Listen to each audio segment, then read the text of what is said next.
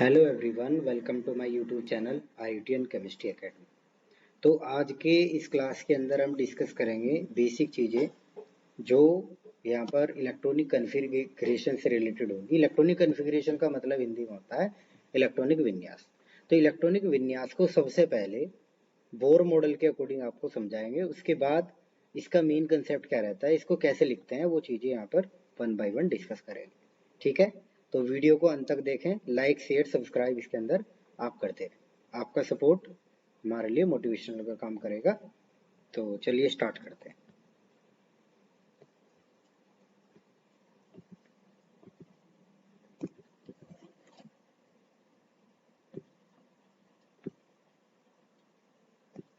तो यहाँ पर सबसे पहले जो बोर मॉडल है उसको थोड़ा सा क्लियर कर लेते हैं।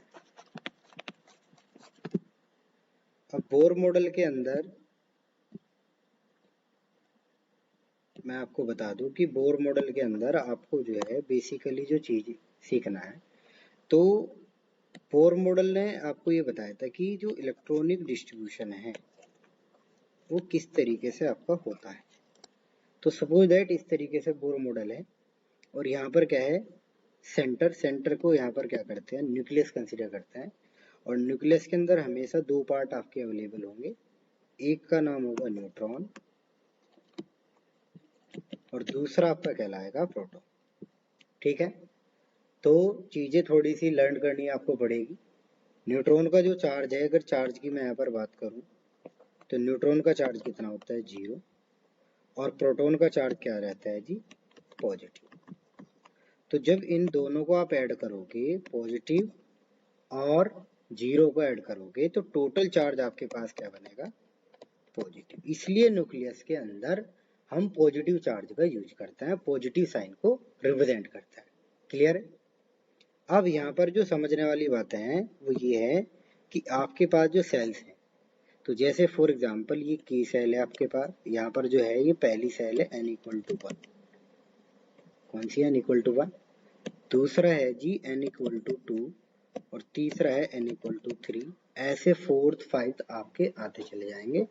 तो यहाँ पर जो n=1, ठीक है, जो फर्स्ट सेल है उसको कुछ एटॉमिक ऑर्बिटल के अंदर या कुछ रेफरेंस बुक के अंदर आपको ऐसे भी बताएंगे, ये के सेल है, ये दूसरा आपका एल सेल है और ये तीसरा आपके पास एम सेल है। वैसे ही कंटिन्यू करोगे तो आपका n=1 मतलब क्या हो जाएगा, के सेल, n=2 मतलब हो जाएगा आपके पास एल सेल और n=3 मतलब आपके पास एम सेल हो जाएगा। तो इस तरीके से आपके पास क्या है, ये इनका सिंबल बनाया हुआ है एटम के अंदर। अब इसी को अगर हम कंटिन्यू करें तो यहाँ पर आपको समझना पड़ेगा कि सेल कैपेसिटी हम कैसे फाइंड करते हैं। ठीक है, सेल कैपेसिटी को आप कैसे फाइंड करते हैं वो चीजें इसके अंदर देखते हैं। सेल कैपेसिटी, तो सेल कैपेसिटी का एक फॉर्मूला है। तो यहाँ पर क्या होगा, फॉर्मूला होता है 2n²। तो ये बोर मॉडल ने आपको प्रोवाइड किया हुआ है। बोर जो साइंटिस्ट रह चुके हैं जिन्होंने बोर मॉडल को बताया था, तो उन्होंने ये फॉर्मूला दिया था 2n²। अब इसके अंदर अगर मैं डिफरेंट n वैल्यूज को रखूंगा तो मुझे डिफरेंट रिजल्ट यहाँ पर मिलेगा। तो जैसे फर्स्ट केस, अगर n=1 रखेंगे तो यहाँ पर बनेगा दैट मीन्स 2×1², तो ये बन जाएगा 2। इसी को नाम दिया गया के सेल। क्या नाम दिया गया, के सेल इसको नाम दिया गया। सेकंड केस की अगर बात करें तो n=2 पर दैट मीन्स 2×2², तो ये बन जाएगा 8। इसको नाम क्या दे दिया गया, एल सेल।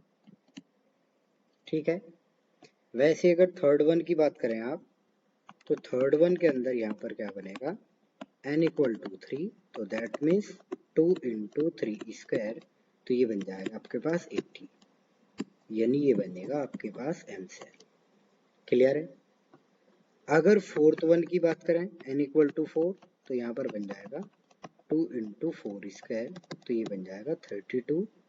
तो इसको आप क्या करते हैं, एन सेल से रिप्रेजेंट करते हैं। तो जनरली इनसे हमारा काम चल जाता है इलेक्ट्रॉनिक कॉन्फ़िगरेशन के अंदर। जैसे एक एग्जांपल से मैं आपको बता देता हूँ।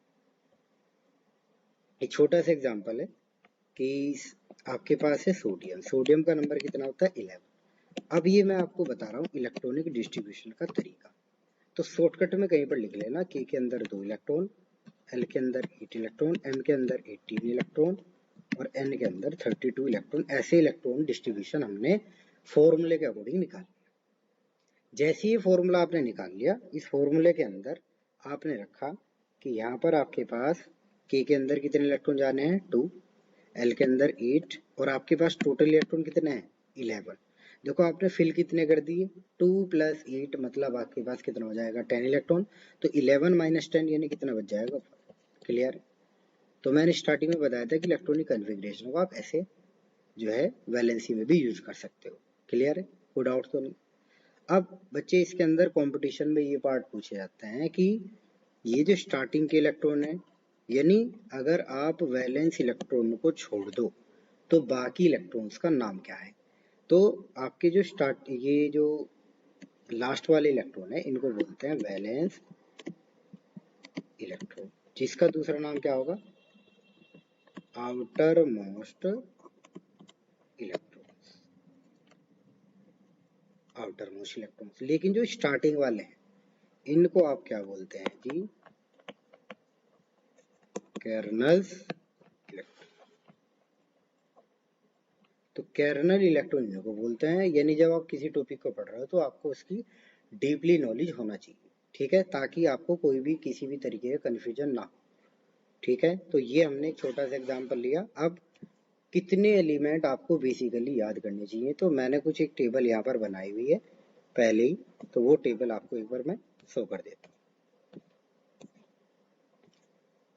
ठीक है, अब इस टेबल को थोड़ा सा जूम करने की कोशिश करेंगे।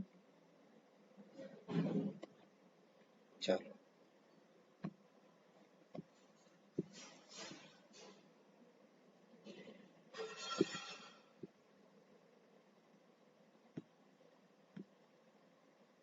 अब यहाँ पर आपको प्रोवाइड है हाइड्रोजन। तो सबसे पहला एलिमेंट आपके पास क्या है जी हाइड्रोजन है, और इसी हाइड्रोजन को यहाँ पर हम ऑब्जर्व करने की कोशिश करेंगे। ठीक है, तो यहाँ पर आप सभी बच्चे ध्यान देंगे। हाइड्रोजन मैंने आपको स्टार्टिंग में बताया था, हाइड्रोजन हाइड्रोजन का सिंबल रहता है 1 और इसका एटॉमिक नंबर कितना है 1। एटॉमिक नंबर अगर 1 होगा तो प्रोटॉन न्यूट्रॉन ये सब चीजें मैं अगले टॉपिक में डिस्कस करूंगा। फिलहाल हमारा टॉपिक है डिस्ट्रीब्यूशन ऑफ इलेक्ट्रॉन, यानी इलेक्ट्रॉनिक कन्फिग्रेशन को कैसे निकालते हैं। तो यहाँ पर के एल एम एन सेल बनी हुई है, तो के अंदर 1 इलेक्ट्रॉन, हीलियम के लिए 2, ठीक है, और वैसे लिथियम बेरिलियम बोरोन आपको प्रोवाइड है। कुछ एलिमेंट मैं आपको खुद से डिस्कस करा देता हूँ, जैसे यहाँ पर है जिसके अंदर आपको थोड़ी सी प्रॉब्लम आ सकती है। तो जैसे ये भाई साहब है आर्गन, आर्गन नंबर है 18। जब इसको K11 के अंदर लिखोगे तो 288 बन जाएगा। क्लियर। अब बच्चों का क्वेश्चन ये होगा कि सर अभी आपने बताया M के अंदर 18 इलेक्ट्रॉन आपको रखना है। ठीक है, तो इलेक्ट्रॉन रखना का मतलब क्या है, ये 18 इलेक्ट्रॉन इसकी क्या है मैक्सिमम कैपेसिटी है। तो मैक्सिमम कैपेसिटी इलेक्ट्रॉन कितना है 18, और मिनिमम जितने आपके पास होंगे उतनी तो आप रखोगे। तो ऐसा नहीं आपने माइंड के अंदर रखना कि हमारे पास 18 इलेक्ट्रॉन एम के अंदर आना चाहिए, ऐसा कोई लॉजिक नहीं। तो सिंपली जिसकी जितनी कैपेसिटी होगी वहां तक आप उसको फिल करोगे, फिर नेक्स्ट पे जाओ। क्लियर है। तो जैसे एल की कैपेसिटी आपके पास कितना था 8 इलेक्ट्रॉन, आपने 8 फिल किया। के अंदर 2 इलेक्ट्रॉन रखने थे, 2 फिल किया आप। ठीक है, तो होपफुली आपको जो इलेक्ट्रॉनिक कन्फिग्रेशन है उससे रिलेटेड जो आपके 1 से 18 वाले जो आपके एलिमेंट्स है, ठीक है, वो मैंने यहाँ पर लिखे हैं। तो इसको थोड़ा सा यहाँ पर ध्यान से समझ लेंगे सभी बच्चे।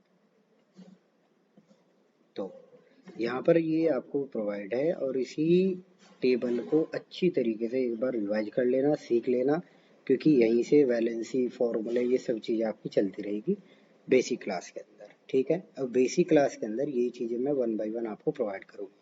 तो होपफुली ये वीडियो आपके लिए यूजफुल होगी। और जैसे कि आप लोगों को पता है कि भाई ये IIT एंड केमिस्ट्री अकेडमी एक ऐसा प्लेटफॉर्म है जिसमें हर बच्चा फ्री ऑफ कॉस्ट पढ़ेगा, कोई किसी से कोई किसी भी तरीके का चार्ज वगैरह की डिमांड नहीं होगी।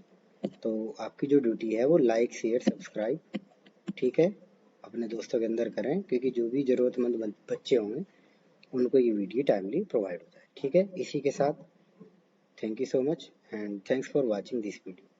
Have a nice day.